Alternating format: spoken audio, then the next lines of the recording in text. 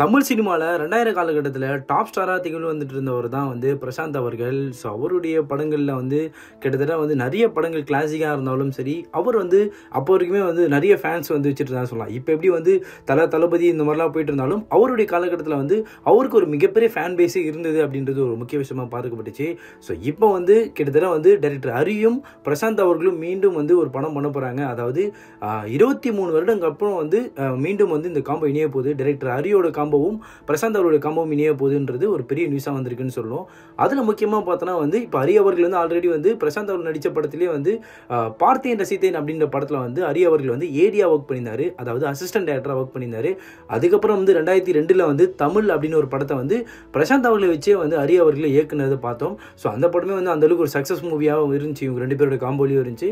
அதுக்கப்புறம் வந்து ரெண்டு பேருமே வேற ட்ராக்ல போயிட்டு இருந்தாங்க. பிரசாந்த் அவர்களும் மற்ற படங்கள் பண்ணியிருந்தாரு, சில ஃப்ளாப்பான படங்கள் கொடுத்து அவர் வந்து அந்தளவுக்கு இண்டஸ்ட்ரியிலிருந்து கொஞ்சம் வெளியே போனாருன்ற விஷயம் நிறைய பேசும் பொருளாக மாறிச்சுன்னு கூட சொல்லுவோம் அந்த காலகட்டத்தில்.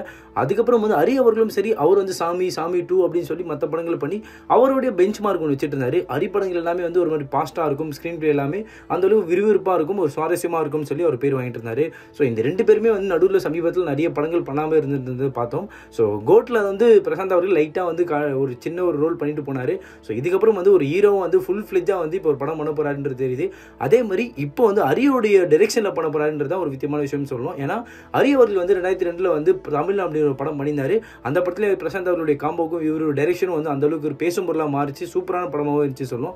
ஸோ இந்த காம்போ வந்து கிட்டத்தட்ட வந்து 2002க்கு அப்புறம் 2025 இப்போ இந்த காம்போ இணைய போகிறாங்க. அதுவும் பிரசாந்த் அவருடைய பர்த்டேக்கு வந்து சர்ப்ரைஸ் சொல்கிற விதமாக வந்து இந்த 2 காம்போ இணையுது அப்படின்ற விஷயம் சொல்லியிருக்காங்க, நியூஸும் வந்திருக்கு.